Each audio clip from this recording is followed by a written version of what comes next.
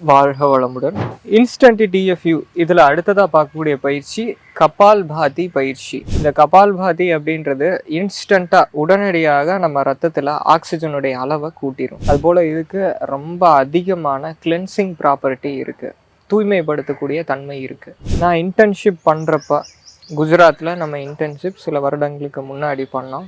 அப்போ இன்டர்ன்ஷிப் பண்ணுறப்ப யோகா வகுப்புகள் தினசரி எடுப்போம். அன்னைக்கு ஸ்பெஷல் யோகா செஷன் எடுத்துகிட்டு இருந்தோம். நானும் இன்னொருவரும் சேர்ந்து எடுத்துகிட்டு இருந்தோம். அப்போ ஒரு அரை மணி நேரம் போச்சு. அரை மணி நேரத்துக்கு கழித்து நான் வெளியே போனேன். போயிட்டு ஒரு 10 நிமிடங்கள் கழித்து திரும்ப நான் உள்ளே போன உடனே அந்த யோகா ஹாலில் சிகரெட்டு ஸ்மெல் இருந்தது.